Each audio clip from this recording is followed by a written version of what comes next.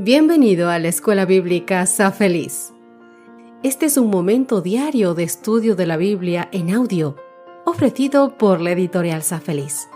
Queremos que todos aquellos que desean conocer más a Dios y hacer cambios positivos en su vida, puedan lograrlo gracias a la fuerza que Dios nos brinda a través del estudio de su palabra. Si deseas recibir diariamente este video en tu WhatsApp, únete a nuestra comunidad de Sa Feliz a través del enlace que encontrarás más abajo. Recuerda que en la descripción de este contenido encontrarás también un enlace para hacer tus pedidos de oración. Contamos con un gran equipo de guerreros de oración que intercederán por tu petición delante de Dios. Si deseas realizar un curso bíblico gratuito en línea, aún más profundo sobre un tema especial de la Biblia, como por ejemplo crecimiento espiritual, familia, pareja o profecías, también encontrarás en la descripción de este contenido el enlace a la plataforma www.quecurso.es. Además, si buscas crecer espiritualmente, mejorar tu salud o saber más sobre la educación de los niños, visita nuestra página safeliz.com para descubrir cómo podemos ayudarte con nuestros contenidos preparados por autores altamente capacitados. Que Dios te bendiga hoy y que este estudio de su palabra te ayude a crecer espiritualmente. Hola, ¿qué tal, queridos amigos? Gracias por acompañarnos un día más. Es un placer poder estar contigo en este resumen de lo que fue nuestro estudio de esta semana con el título Me levantaré. Nuestro texto base para memorizar, sé que a estas alturas te lo sabes ya de memoria, está en el Salmo 12, el verso 5, correcto. Y es: por la opresión del débil y por el gemido de los menesterosos, ahora me levantaré, dice el Señor, y salvaré al que suspira. Esta semana hemos podido ver varios temas a través de los cuales hemos aprendido mucho. Sobre todo, hemos visto que hay muchos salmos que son protestas contra la indiferencia humana ante la injusticia que ve o vive a su alrededor. Son un rechazo a aceptar el mal. No están motivados por el deseo de venganza, sino más bien por el celo de glorificar el nombre de Dios. Por eso no es incorrecto que los justos se alegren cuando vean la venganza de Dios sobre el mal, porque así se restablecen en el mundo el nombre de Dios y además su justicia. Pudimos verlo en el Salmo 58, versos 10 y 11. Estos salmos, queridos amigos, obligan a levantar la voz contra el mal y anhelar la venida del reino de Dios en su total plenitud. En ellos hemos podido ver que se nos da la seguridad del consuelo y la liberación divinos. El Señor, queridos amigos, como dice nuestro título, se levantará, y esa es nuestra esperanza. Jesús dijo: cuando por mi causa os vituperen y os persigan, gozaos y alegraos. Señaló a sus oyentes que los profetas que habían hablado en el nombre de Dios habían sido ejemplo de aflicción y de paciencia. Santiago capítulo 5, verso 10. Abel fue el primer cristiano entre los hijos de Adán que murió como un mártir. Enoc caminó con Dios y el mundo no lo supo. Noé fue encarnecido como fanático y alarmista. Otros también experimentaron vituperios y azotes, y a más de esto, prisiones y cárceles.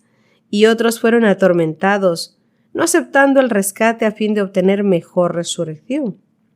Con esto en mente, mi querido amigo, vamos a dar paso al resumen de lo que fue el fantástico estudio de esta semana. Esta semana pudimos ver el primer título que hablaba sobre el guerrero en el Salmo 18. ¿Crees que Dios tiene poder para defendernos? Queridos, por supuesto.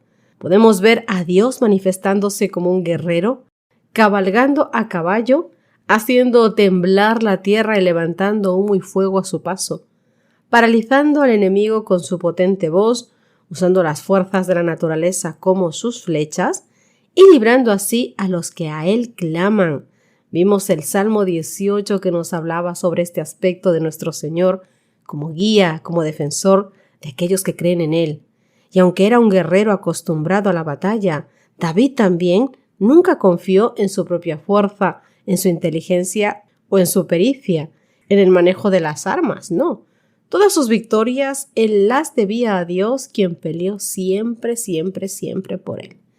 Lo pudimos ver en el Salmo 18 y así comenzábamos nuestra semana con gran fuerza, con gran poder, sabiendo que somos hijos amados de ese maravilloso Dios de justicia, como nos dice el Salmo 41. Y la Biblia deja muy claro que Dios no tolera las injusticias. Si el necesitado o el oprimido claman a Dios, Él se levanta, y se levanta para hacer justicia, dice el Salmo 12, verso 5. Cuando se sentía vulnerable y enfermo, y sus propios amigos en secreto deseaban su muerte, el rey David clamó a Dios y confesó su propia indignidad. Y él dejó su caso en las manos misericordiosas de Dios, seguro de que él lo oiría. Esa era su esperanza y por eso David podía dejar sus cargas enteramente, lo que sentía y cómo sentía, sin tapujos, sin cortinas, sin mentiras, sin maquillar las cosas en las manos de Dios. Porque David confiaba en la justicia de Dios y no en la justicia humana. El Salmo 88 nos habla sobre esto. Mira, Dios delegó la capacidad de juzgar a los dirigentes del pueblo, siendo el rey el principal juez de Israel. Salmo 72, versos 1 y 2. A aquellos que juzgan por delegación divina se los llama dioses, que pudimos examinar y analizar esta palabra en el Salmo 82, verso 1. Esta delegación va más allá del pueblo de Dios, porque todo aquel que tiene la capacidad de juzgar lo hace por autoridad divina, aunque muchas veces no lo reconozcan así. Y te di varios versículos que analizaban este tema, como Juan capítulo 19, versos 10 al 11, o Romanos capítulo 13, verso 1. La autoridad que reciben estas personas les hace responsables, nuevamente te repito, sí, responsables ante Dios por la forma en que administran la justicia. Y hablábamos sobre que hay muchas personas que al tener poder como la autoridad, lo que hacen es creerse más que los demás o menospreciar a los afligidos, pero en el verso 82 pudimos ver que el Señor lo que hace es añadir responsabilidad en sus vidas para que juzguen de acuerdo a los conceptos de Dios. Y es que Dios indica la forma en que un juez humano debe juzgar. Versos 3 al 4 del Salmo 82. Si este juez hace correctamente las cosas, son considerados hijos del Altísimo. Pero si las cosas las hace de forma distinta, o sea, en caso contrario, ellos mismos caerán bajo el juicio divino. ¿Y qué es este juicio? Este juicio es la ira divina. ¿Cómo podemos armonizar la palabra del Salmo 139, verso 9, donde dice: dichoso el que tomare y estallare tus niños contra la peña, con el pedido de Jesús de amar incluso a nuestros enemigos?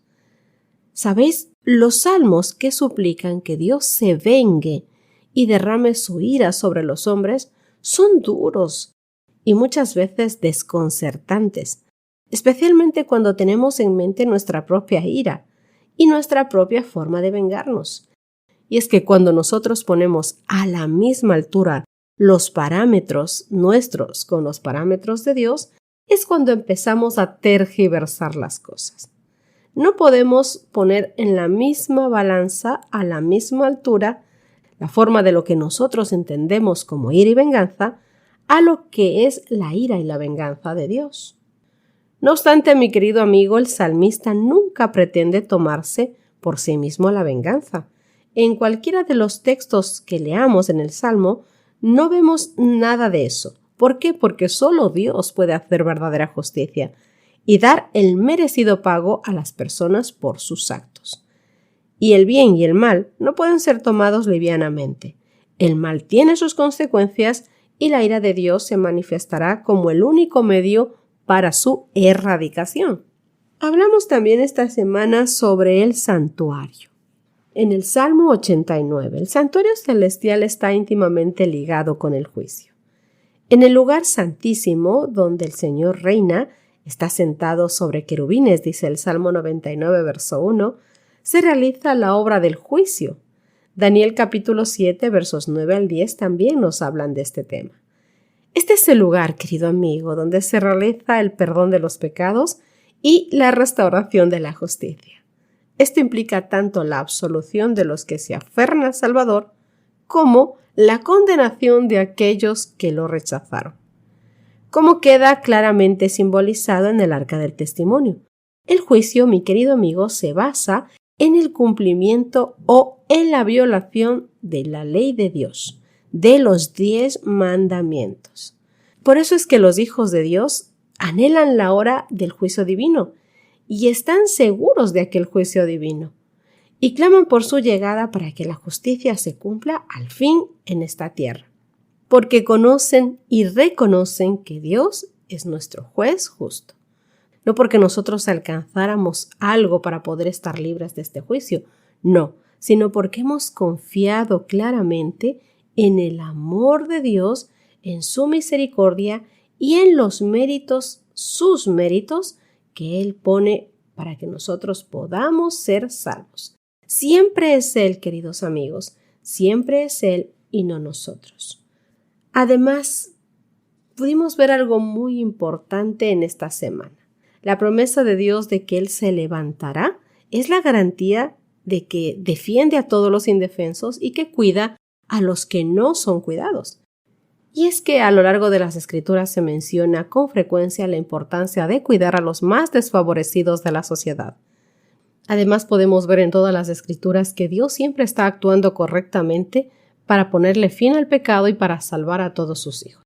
Y es que el fondo de este estudio trata simplemente del carácter y la naturaleza de Dios, que siempre está obrando para el bien desde una iniciativa de amor, pero ahora también se ha demostrado el carácter de bondad y además de rectitud de Dios.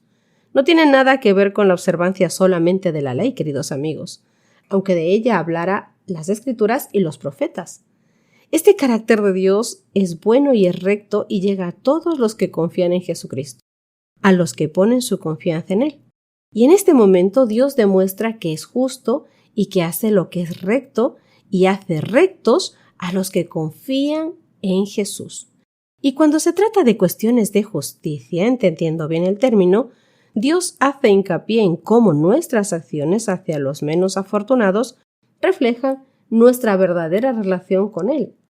Dios habla más de tratar correctamente a los pobres y a las viudas, y a los huérfanos y a los extranjeros, que incluso de cumplir los mandamientos. Y entiéndeme bien, no es que estos últimos carezcan de importancia, no es lo que quiero decir, pero puede conducir a una religión basada simplemente en normas que no tengan ningún tipo de compasión por los pobres, como por ejemplo se ilustra en la interacción de Jesús con el joven rico.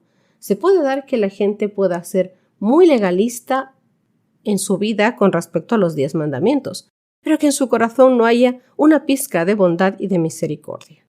Como iglesia, mi querido amigo, como hijos de Dios, como pueblo de Dios, es interesante, querido amigo, que como iglesia, como pueblo de Dios, hagamos las dos cosas. Caminar en este mundo cumpliendo los mandamientos de Dios, pero también seguir el ejemplo y el testimonio de nuestro Señor Jesucristo, de cómo Él cuidó, amó y vio por todos los menos favorecidos y por todos sus hijos, estando aquí en la tierra, y sigue ministrando en el lugar santísimo donde cuida y sigue viendo por cada uno de nosotros. En todo debemos ver nuestras acciones y actitudes como el reflejo del Dios que surge para garantizar la verdadera justicia, para aliviar el sufrimiento de los pobres, para asegurarse de que no haya discriminación contra los que no tienen. Los salmos, mis queridos amigos, mencionan con mucha frecuencia estos aspectos en relación con Dios y nos anima a ti y a mí a actuar como Él. Que Dios te bendiga. Nos vemos en nuestro próximo estudio. Has escuchado la Escuela Bíblica Sa Feliz en audio, ofrecido por la editorial Sa Feliz.